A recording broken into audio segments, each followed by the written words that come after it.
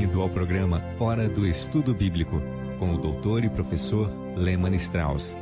Este estudo é o resultado do tempo pessoal com o Senhor, da experiência de ministério pastoral e das conferências bíblicas do Dr. Lehmann Strauss, que nos instrui e encoraja com o ensino da Palavra de Deus. Agora, com você, Hora do Estudo Bíblico, na apresentação de Aurélio Campos. Hoje vamos começar uma nova série onde estaremos estudando a pessoa e obra do Espírito Santo.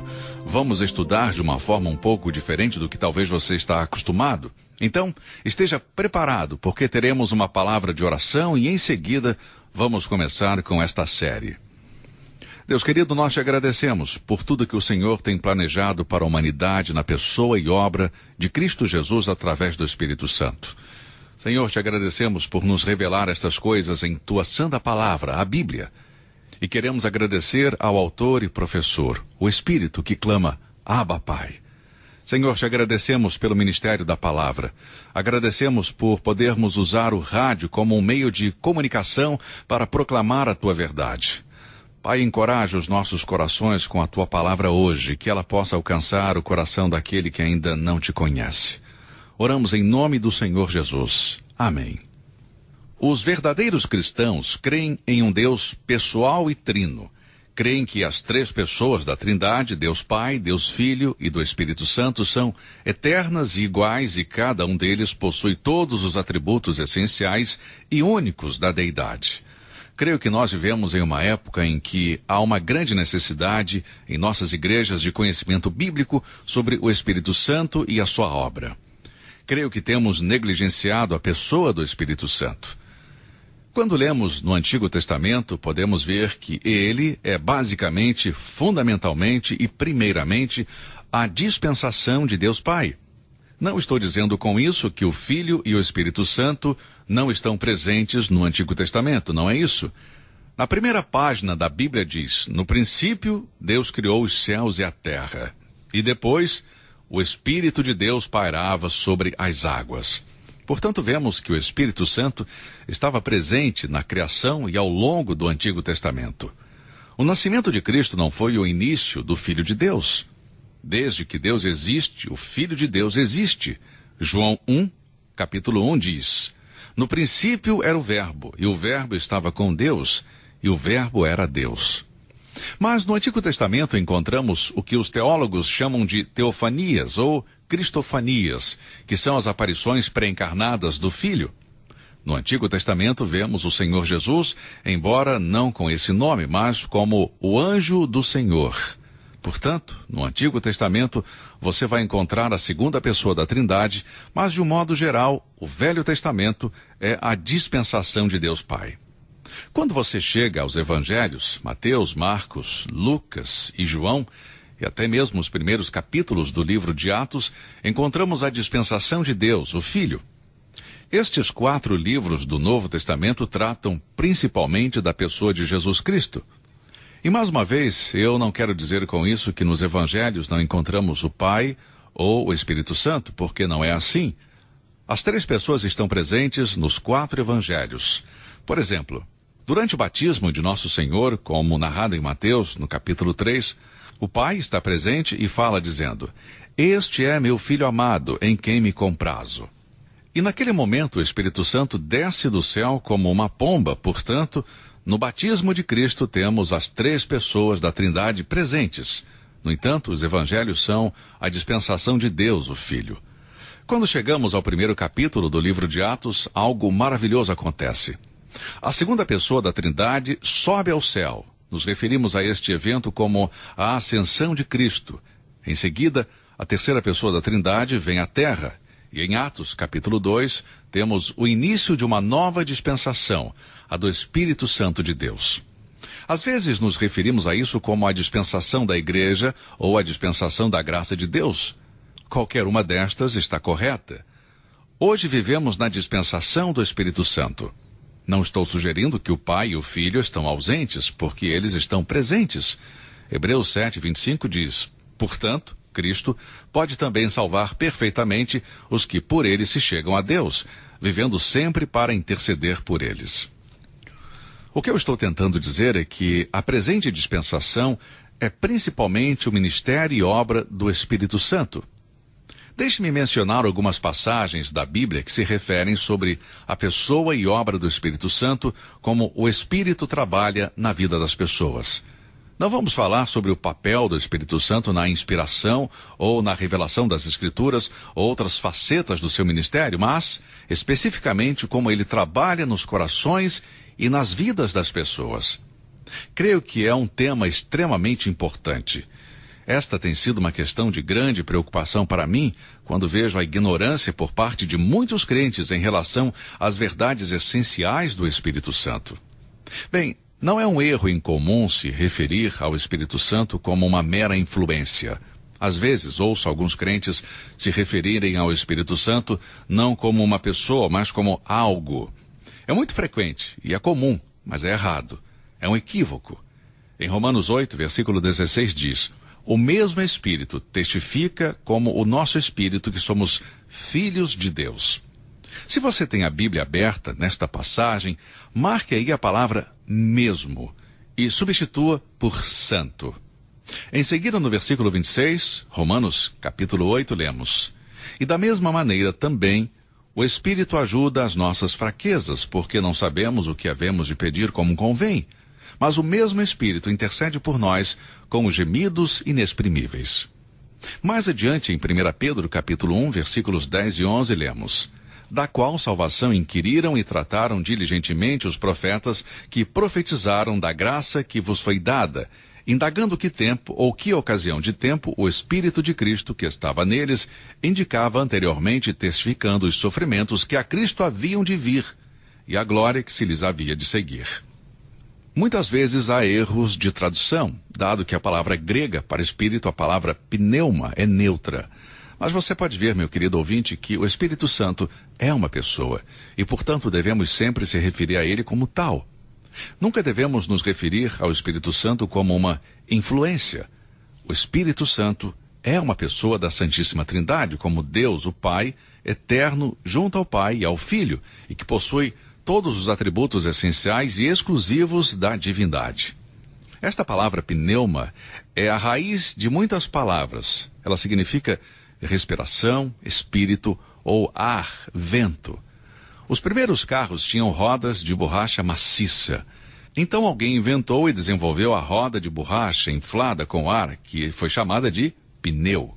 Nós também temos uma doença bastante comum do sistema respiratório chamada pneumonia. Está relacionada com o ar, com a respiração. O Espírito Santo é a pessoa da Trindade que habita no crente. Não é o Pai que vem habitar em nosso corpo quando nos arrependemos dos nossos pecados, nem o Filho, mas sim o Espírito Santo. Ele não entra em nenhum lugar onde não é recebido. Ele vem como hóspede, na esperança de que o indivíduo o receba quando aceita Jesus Cristo como seu Salvador pessoal. É uma pena que na vida de alguns crentes o Espírito Santo passa despercebido. O tratamento que damos ao Espírito Santo que habita em nós é pior do que nós damos às pessoas que convidamos para as nossas casas. Algum tempo atrás, enquanto servia como pastor, eu conheci um pregador notável. Quando eu não podia pregar, ele era convidado para pregar em nossa igreja. Ao retornar de uma viagem, eu escutei a gravação de sua mensagem e ele disse o seguinte: creio que muitas igrejas evangélicas locais poderiam desfrutar de mais sucesso se o Espírito Santo não existisse. Eu fiquei um pouco intrigado com isso e eu pensei, bom, não é assim. Tenho certeza que ele quis dizer uma outra coisa. No mesmo instante, voltei a fita e ouvi novamente. Me convenci de que o que ele tinha dito era verdade. Creio que o trabalho de muitas igrejas e indivíduos é mais uma rotina, algo pré-formulado. Pagamos as contas, temos que seguir certas regras e parâmetros, temos uma constituição e seguimos passo a passo as regras. Não vou discutir se esse pregador estava certo ou não, mas acho que trouxe à luz uma condição existente a partir do qual a maioria dos cristãos não percebem. Não nos damos conta do Espírito Santo. Assim como os discípulos em Éfeso, muitos em nossas igrejas hoje podem dizer, como Atos 19:2 diz, nós nem ainda ouvimos que haja Espírito Santo. E aparentemente há questões mais importantes e interessantes do que o estudo bíblico da pessoa do Espírito Santo e as suas funções. Neste breve estudo, eu quero olhar para certas passagens bíblicas em relação ao ministério do Espírito Santo na vida das pessoas. Muito bem, vamos abrir as nossas Bíblias e começar o nosso estudo. O primeiro versículo que vamos ver está em Gênesis capítulo 6. Gênesis 6 é um capítulo informativo e interessante porque tem a ver com a forma como Deus lidou com o pecado na raça humana em seu começo. Ele teve de lidar com Adão e Eva e também com Satanás que os tentou. Mas aqui neste capítulo Deus está tratando com o pecado da humanidade em uma escala muito maior. Gênesis 6, capítulos 1 e 2, lemos: E aconteceu que, como os homens começaram a multiplicar-se sobre a face da terra, e lhes nasceram filhas, viram os filhos de Deus que as filhas dos homens eram formosas, e tomaram para si mulheres de todas as que escolheram. Eu tenho certeza que alguns de vocês gostariam de saber a minha posição a respeito dos filhos de Deus e filhas dos homens. Bem, eu não vou discutir este tema neste exato momento. Eu tenho minha opinião e há pessoas piedosas que não concordam com ela, mas deixe-me dizer que eu estou certo de uma coisa. Aqui temos uma aliança que não é santa, é desigual, e Deus não tolera isso. Em 2 Coríntios 6,14, os cristãos são exortados a não se colocar em julgo desigual com os infiéis. Uma aliança ímpia, um julgo desigual, não é permitido por Deus. A palavra de Deus proíbe isso. Bem, em Gênesis 6, versículo 3, como resultado desta aliança desigual, Deus disse: Não contenderá o meu espírito para sempre com o homem. Quero que você observe o verbo contenderá. O primeiro ponto do nosso estudo é que o espírito contende. Há duas lições que podemos aprender aqui no contexto de Gênesis 6, versículos de 1 a 3. A primeira é que o Espírito Santo realiza o ministério de afirmação e convicção contra o pecado e os pecadores. Ele luta contra o pecado. A segunda lição é que Deus não continuará com esse ministério para sempre. Vamos ver estas duas lições, uma de cada vez. Desde a queda de Adão e Eva no Jardim do Éden, Deus, na pessoa do Espírito Santo, tem contendido com o pecador. Ele é santo, seu nome testifica isso. Ele é o Espírito Santo e, devido à sua santidade, ele é sensível ao pecado. Existem vários simbolismos na Bíblia para o Espírito Santo. A água é um símbolo do Espírito Santo, o fogo, o vento, a pomba e etc. Você se lembra do batismo de Jesus, quando o Pai disse: Este é o meu filho, em quem me comprazo? Naquele momento, o Espírito Santo desceu como uma pomba. Por que uma pomba foi escolhida para representar o Espírito Santo? Bem, nunca estudei os pássaros, mas a pomba é conhecida pela sua pureza. Este era um dos animais aceitos como sacrifício a Deus. Veja Levítico capítulo 12. Ali você vai ver que o povo trazia pombos como sacrifício para o Senhor.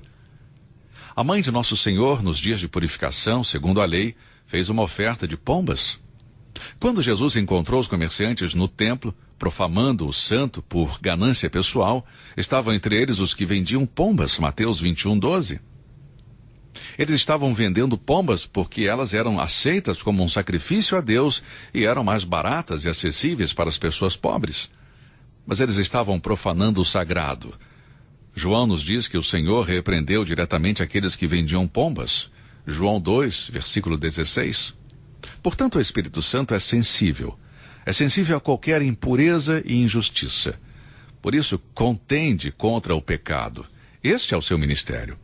Não se esqueça disso, porque o Espírito Santo habita em você, amigo, e luta contra o pecado. O ministério do Espírito Santo no mundo antes do dilúvio é visto também lutando com o pecado naquele dia. Ele estava tentando conter o mal da humanidade que caminhava em direção ao julgamento divino. Como veremos mais adiante em nosso estudo, o espírito que luta contra o pecado é muitas vezes resistido pelo pecador. Portanto, a convicção não resulta em conversão ou salvação. A primeira obra do Espírito Santo eficaz para a nossa salvação é a convicção do pecado. Este é o trabalho inicial do Espírito Santo, onde ele começa a trabalhar na vida do pecador. Em João capítulos 14, 15 e 16, encontramos um nome diferente atribuído ao Espírito Santo. É a palavra Consolador, escrito em letra maiúscula. João 14, 16, o Senhor Jesus está falando e diz: E eu rogarei ao Pai, e ele vos dará outro Consolador, para que fique convosco para sempre. Aqui o Espírito Santo, o Consolador, é dado com o propósito de prover companhia para estar com você para sempre. O Espírito Santo habita nos filhos de Deus, e não por um breve período, mas para sempre. Faz 50 anos que eu aceitei a Cristo Jesus como meu Salvador pessoal, e o Espírito Santo nunca mais me deixou. Ele foi sempre a minha companhia. Depois, no capítulo 14, versículo 26, encontramos o ministério do Consolador, o Espírito Santo, para aconselhar. Jesus disse: "Esse vos ensinará todas as coisas."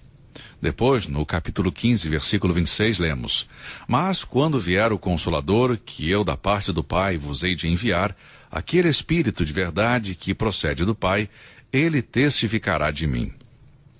Aqui ele provê coragem para testemunhar. E no capítulo 16 temos a última vez que aparece a palavra Consolador. Nós lemos nos versículos 7 e 8. "Todavia digo-vos a verdade, que vos convém que eu vá, porque se eu não for, o Consolador não virá a vós. Mas quando eu for, vô-lo enviarei. E quando ele vier, convencerá o mundo do pecado e da justiça e do juízo." Este é o ministério de convencer. Antes de uma pessoa ser regenerada ou nascer de novo, o seu coração deve estar preparado para receber a Cristo e a vida eterna. E esta preparação é obra do Espírito Santo. Aqueles que estão envolvidos na pregação do Evangelho e ensino da Palavra de Deus, às vezes cometem o erro de tomar esse ministério em suas próprias mãos. Muitas vezes nos sentimos desencorajados e impacientes quando não vemos resultados. Mas o trabalho de convencer não depende de mim nem de você. É ministério do Espírito Santo. É ele que deve convencer uma pessoa do pecado, não nós. O Espírito contende. Muito bem, começamos hoje a introdução do nosso estudo e, se Deus quiser, vamos continuar no nosso próximo programa. Eu louvo a Deus por esse interesse em estudar a Palavra de Deus e, mais especificamente, a obra do Espírito Santo. Obrigado por nos acompanhar hoje e eu conto com a sua companhia amanhã, no nosso próximo programa. Que Deus vos abençoe ricamente e até lá. Você ouviu Hora do Estudo Bíblico com o professor e doutor Lehmann Strauss, na apresentação de Aurélio Campos. Se você deseja ouvir novamente esta mensagem, visite a nossa página na internet www.bbnradio.org. Fica o convite para você nos acompanhar amanhã, neste mesmo horário, aqui na BBN. Hora do Estudo Bíblico é uma produção da BBN.